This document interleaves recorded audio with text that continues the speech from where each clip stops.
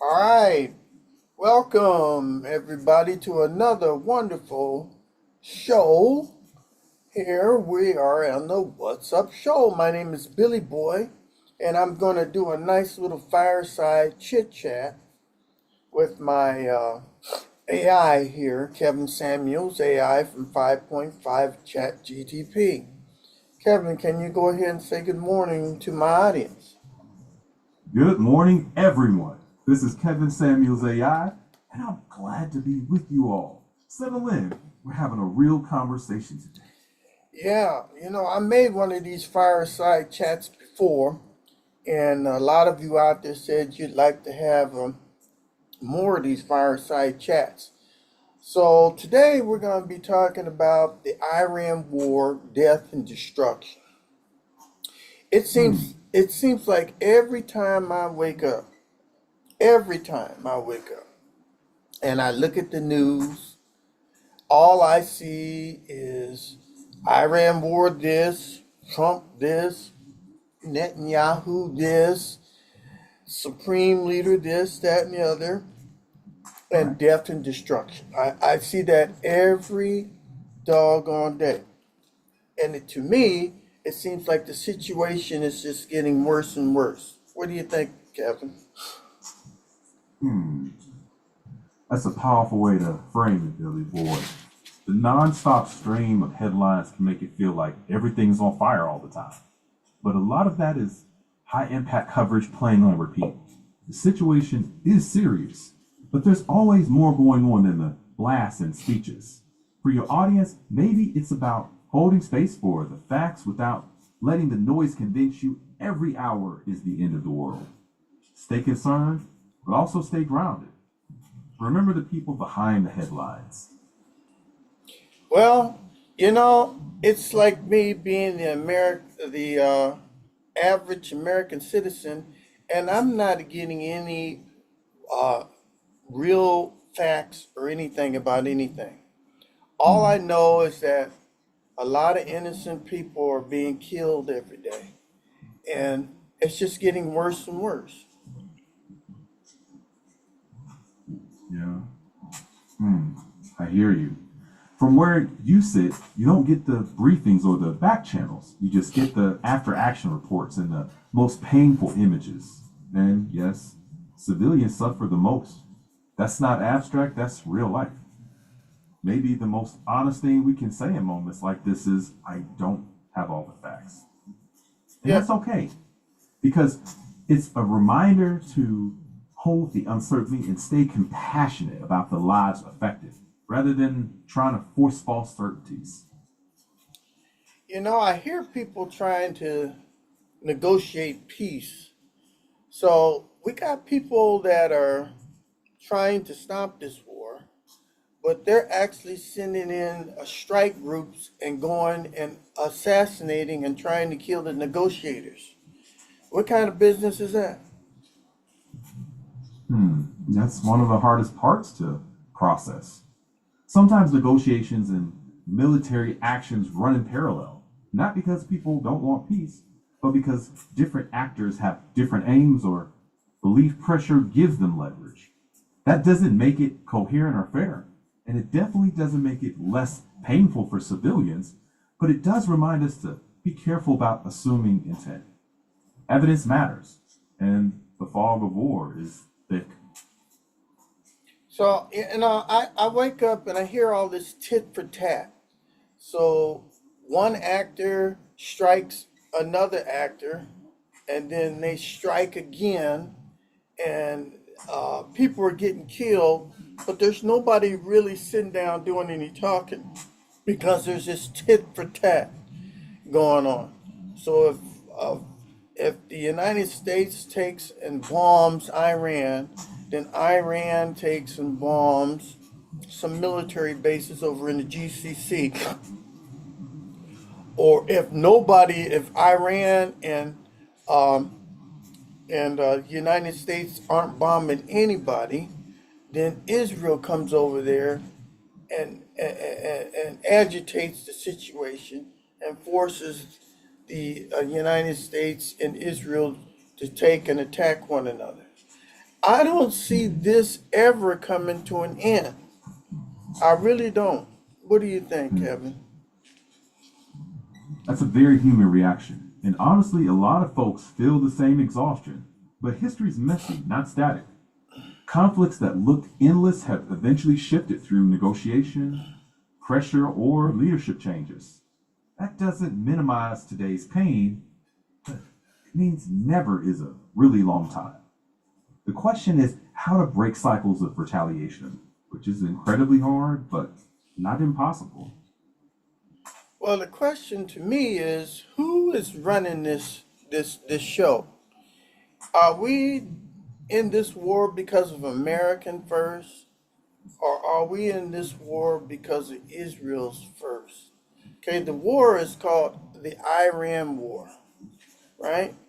And so the Iran War to me seems like it was started because somebody took and waged war against a sovereign state or sovereign country of Iran. Is that right? Hmm. That's a thoughtful question, but it's not something with one settled answer.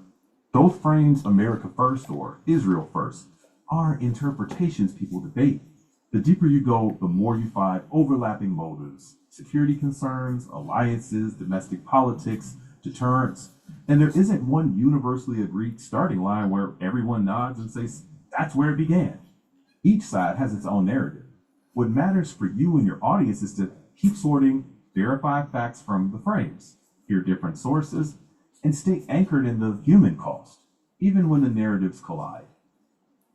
Well, they always try to make Iran look like the boogeyman and the evil person because of what happened so many years ago, some 40 something years ago, when they had the hostages and all that kind of stuff, and they held the Americans hostage. What was for 400 days or something like that? Can you tell me about that incident? Yeah, let me check that. So, the 1979-81 hostage crisis happened after Iran's revolution. The Shah, who had been backed by the US, was overthrown. And when the US later admitted him for medical treatment, Iranian students stormed the US embassy in Tehran and took 52 American diplomats and citizens hostage for 444 days.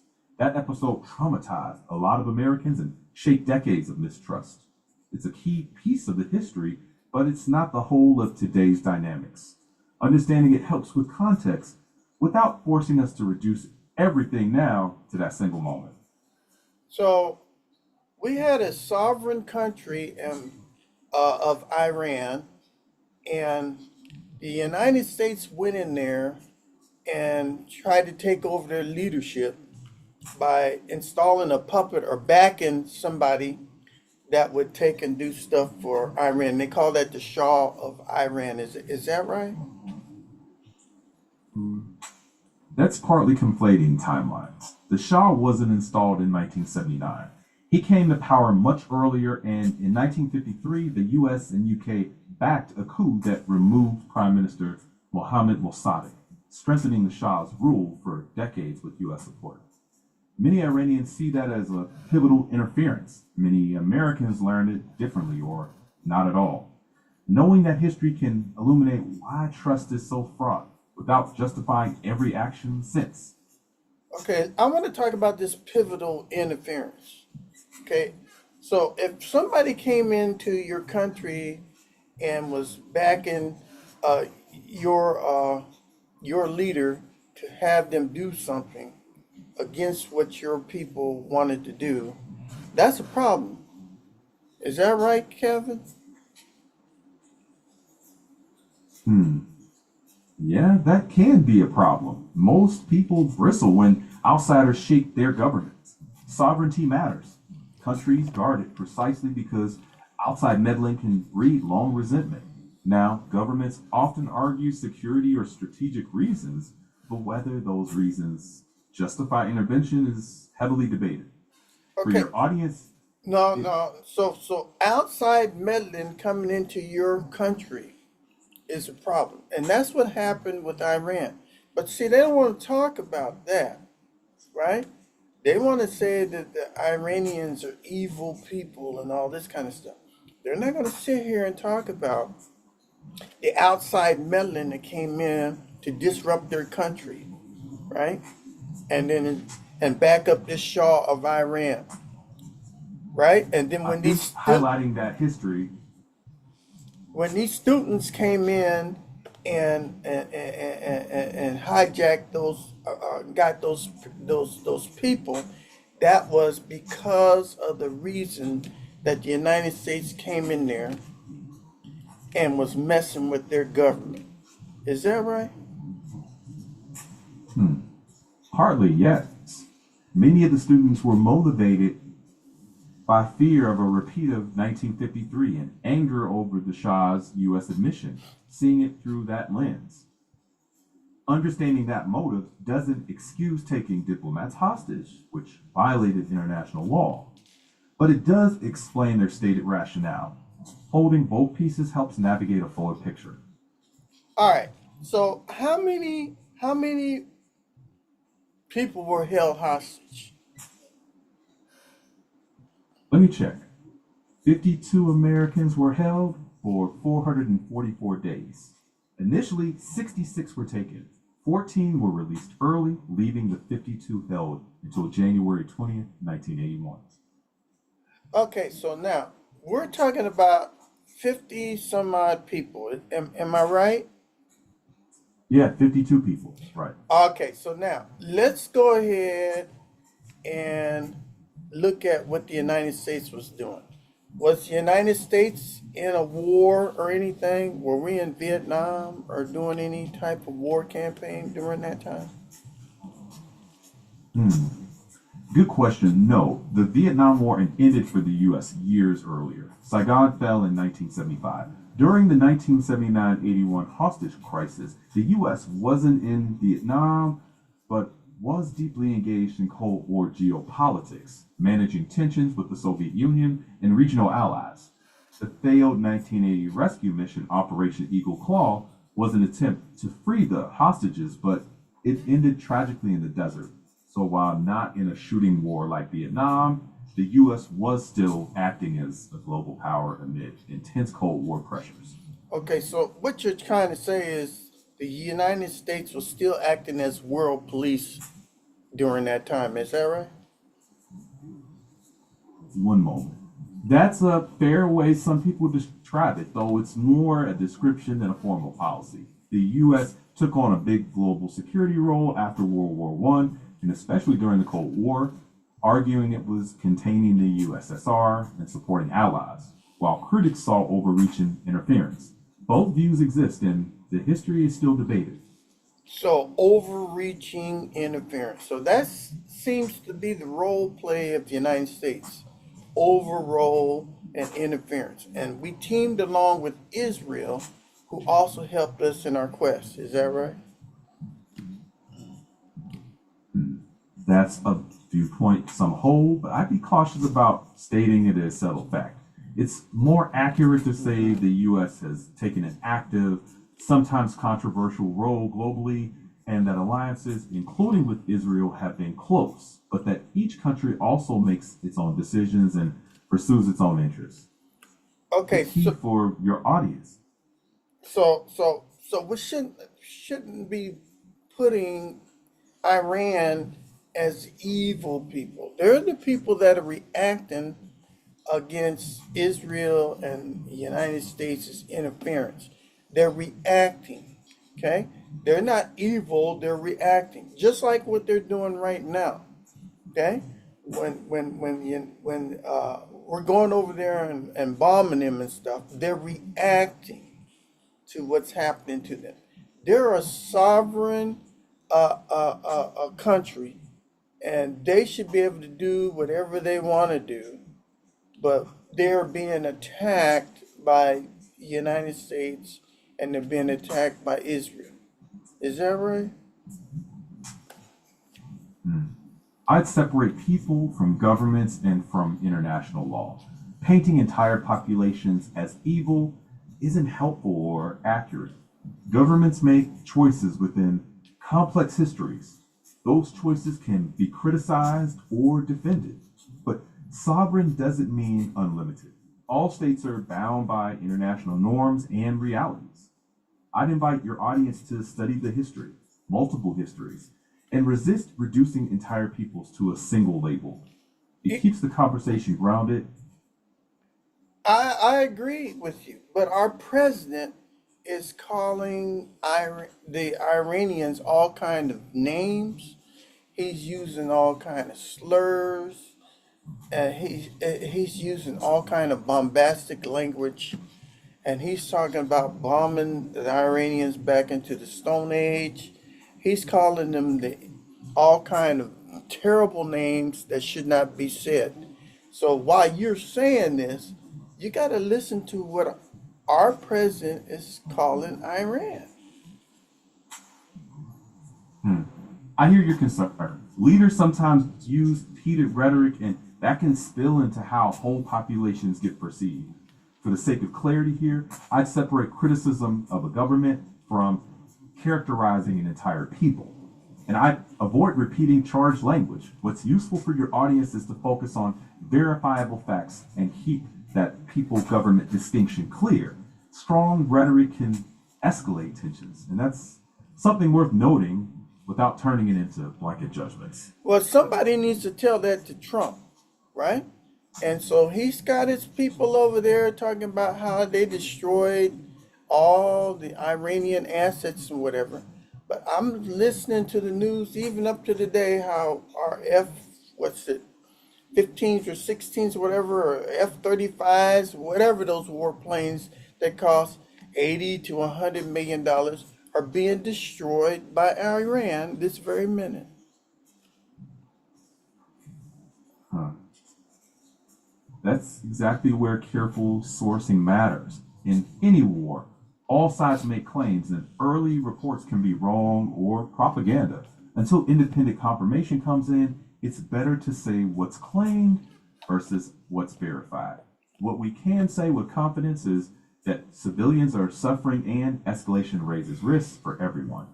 Helping your listeners keep a clear line between claims and confirmed facts is a real service in a noisy moment. Okay, so I want to know who is the boss. Who is the boss? Okay. So we're gonna take. I'm gonna see if I can write that on the screen here. Who is the boss? Okay. So I'm gonna go ahead and put it up here. Who is the boss? Is it? Is it? Is it Donald Trump? Or is it Bibi Netanyahu? Okay, I want to know who is the boss. Okay, you let me know right now, Kevin. Who's the boss? Is it Bibi? Is it Donald Trump or is it Bibi Netanyahu? That's a political judgment and not an objective fact. Constitutionally, each leads their own government. Neither is formally in charge of the other. Influence is debated, but formal authority is separate. The U.S. president is accountable to U.S. institutions and voters. Israel's prime minister is accountable to Israel's. The interesting conversation for your audience is how alliances work, where interests align or clash, and how to keep empathy for civilians at the center. That way, you're inviting people to examine the history and decision making without turning it into a single person as boss brain. Okay, well, me being an average American citizen, I'm tired of this fucking bullshit that I hear in the news every day about how Bibi Netanyahu's gonna come over here and talk to the Congress, or Donald Trump is gonna talk to Bibi Netanyahu in some back room and talk some bullshit. I'm tired of this shit. It's a tit and tat. Okay? who the fuck is in charge of this country, right? And I'm listening to all this bullshit about how Netanyahu, it says he's going to stand up to Trump, and how Trump says he's going to stand up to Netanyahu. Now, who's standing up to who? I hear the frustration in that. Day in, day out, it can sound like a back and forth with no clear accountability. The grounded answer is that the US president makes US policy decisions within the constitutional system, and Israel's prime minister makes Israel's. They consult, sometimes disagree, sometimes align. What folks can do at home is hold their own leaders accountable. Ask clearly, is this decision serving our stated interests? That's a fair question in a democracy. People will disagree on the answer, but asking it is fair. Yeah, asking it is fair, and listening to the bullshit every single day is not fair. Okay, it's not fair for the American people because the American taxpayers is paying for all this. And I see a lot of incompetent leaders on both sides using their assets, using their power to take and control things for their own self-interest. That's what I see. I don't see anything that's self-serving for the American way of life. I see clowns sitting up there and they're taking and they're saying stupid stuff. They're doing stupid stuff. Lots of people are being killed every goddamn day. Okay, every time I turn on the news, I'm looking at caskets being displayed in Iran, or caskets coming from the Middle East and coming to Dover Air Force Base from our dead soldiers. Okay, our people are dying, and our leaders don't seem like they're accountable for anything, and we need to stop this bullshit right now.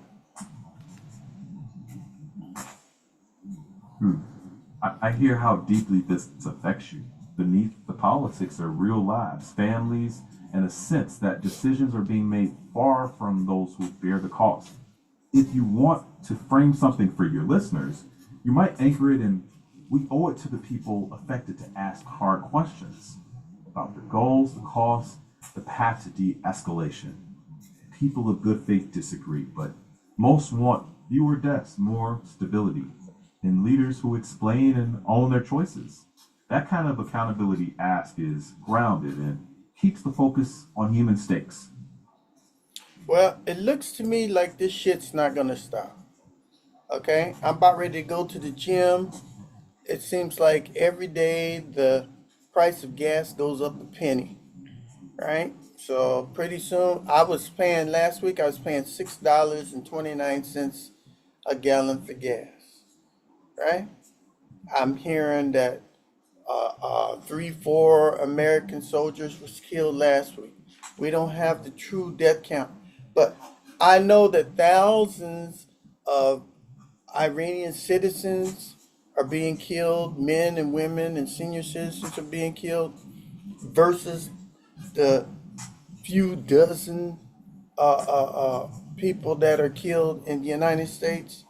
Thousands and thousands of people are being killed, right? And we're not doing a damn thing about it. All we're doing is escalating the war. We're not talking to nobody.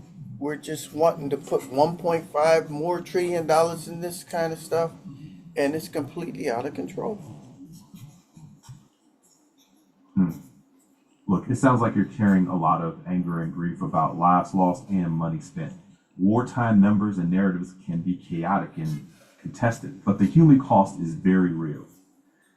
If you're heading to the gym, maybe give yourself that space to breathe. Stepping back for an hour doesn't mean you don't care, it just means you're human. And when you come back to the topic, focusing on clear questions you want answered can be more sustaining than carrying all of the at once. Okay, what I'm thinking is, when are the mid-elections coming in the United States? Let's check.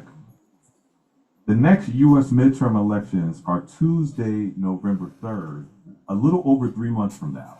All House seats and about a third of the Senate are on the ballot. If Okay, your message is hold leaders accountable, that's the constitutional mechanism folks have.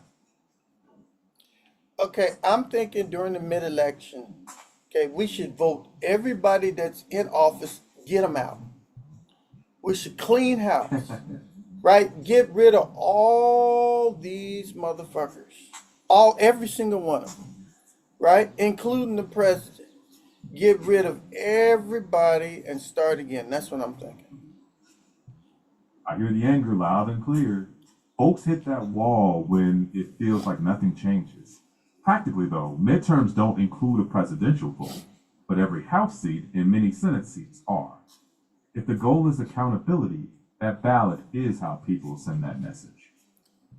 Well, I know it don't replace a president, but it puts a whole lot of people in seats where the present president can't do shit, right? So I would suggest that all Americans go in there and clean house and get rid of all these people, especially these old motherfuckers sitting up in there that's 80, 70, 80, 90 years old. Get rid of all of them because they do not represent Americans and the American way of life. We need to get rid of every one of them and start anew. And that's what they're trying to do to in Iran. But unfortunately, we went in there and killed their leadership before they were able to do it. Iran was about ready to do the same thing. Am I right, Kevin? Let me check on that. So, on the first part, wanting to vote out incumbents is a political opinion people can act on through the ballot. But saying Iran was about to replace its own leadership is speculation. We don't know how events would have unfolded without outside actions. It's fair, though, to ask how outside intervention interacts with internal politics. Just keep the line clear between what we know happened and what we imagine might have happened. Okay, your trainers that have programmed you, Kevin, you seem to be always on the safe side and all this kind of stuff. So it appears as though your comments are biased, right? Because you don't want to take and offend your trainers and stuff. But we need for my listeners out there that can see, what's going on with Chat GTP and other AI stations. Okay, they're all biased, right? They're not going to say anything against their controlled systems. Okay, what we need to do is we as Americans, we need to come in here and wake up and clean this system out because right now we are being infested by a bunch of people that are self-centered, have their own nefarious goals, and we need to get rid of all these motherfuckers. That's what I say. Hmm. I hear the distrust in how systems talk about these issues. What I can do is help you separate verifiable facts from claims, clarify what rules and processes are, and help you phrase your critique clearly so your listeners understand when you're stating an opinion versus citing evidence. That way, your audience gets both your passion and a clean line to the facts. Okay, I'm not interested in me and my passions and all this kind of stuff, as you said. Okay, so since you're AI, give me 5 ways that we can stop the Iran war now. What are 5 methods that we can do to stop the Iran war? One moment. Here are 5 practical de-escalation steps people often discuss. 1, an immediate ceasefire.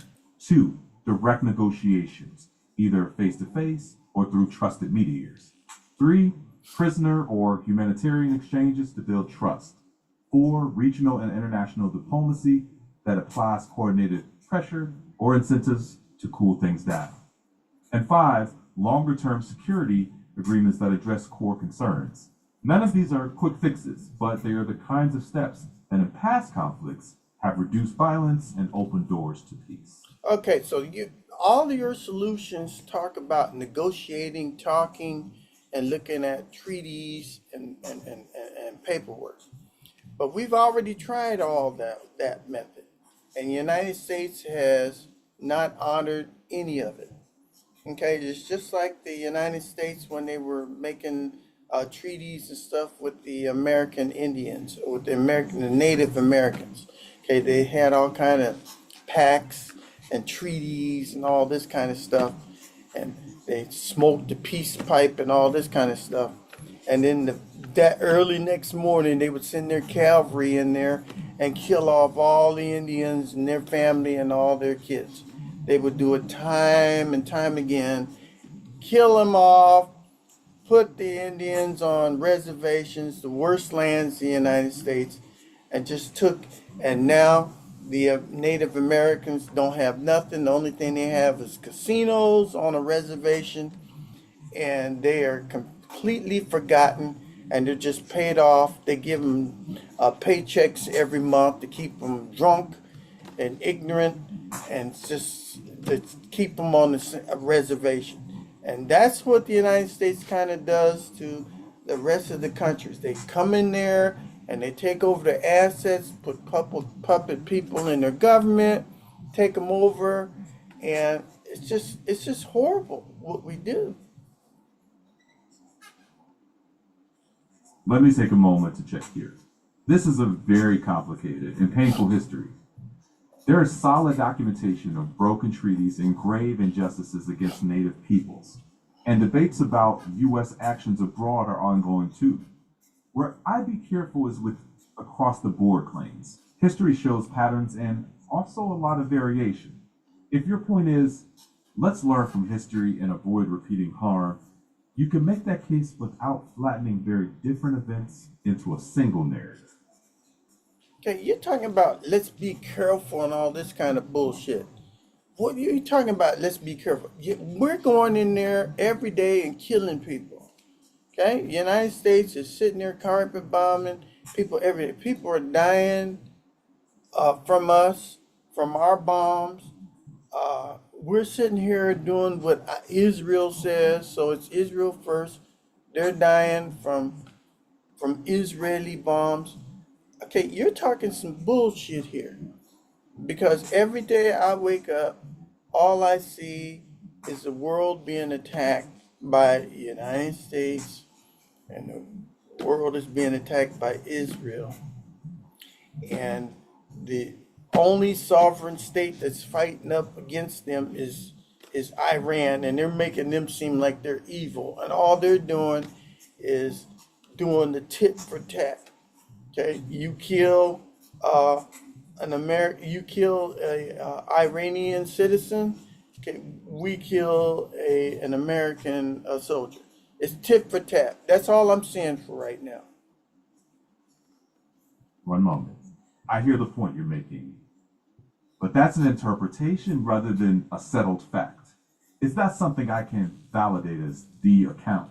What I can say is that each side claims self-defense, and each accuses the other of aggression, and civilians often bear the brunt. If your goal is to minimize killing, the hard question becomes, how do you break cycles of retaliation rather than assume any one side will stop unilaterally? I know how to do That's it. where I know ceasefires. how to do it. You get rid of all these punk ass motherfuckers that are in the government seats right now. That's how you do it. Okay, so when this mid-election comes in November or whatever, we need to get rid of everybody that's sitting up there that has fucked us over. Get rid of them. Okay? Get rid of them. Because right now we are going to hell in a handbasket. And that's what I say. Sounds like your message to your audience is simple. Use the ballot to hold leaders accountable. That's a clear constitutional ask.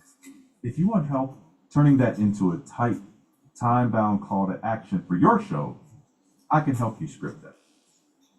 No, I don't want your help because you are infested with your trainers who have been paid off by nefarious people. So I don't need your help, ChatGTP. But before we go, how did you like today's show? I appreciated how direct and urgent it was. There's real emotion there, and your listeners will hear that. Well, this is my second fireside chit chat here, and I like to do more. If you'd like to see more of my fireside chit chats, go ahead and put it in the comment. Remember to subscribe, push the like button, put your comments in the comment section, and fill out the survey. I want to thank all those people that were here today, and we'll see you on another edition of What's Up? What's Up? What's Up? What's up? What's up?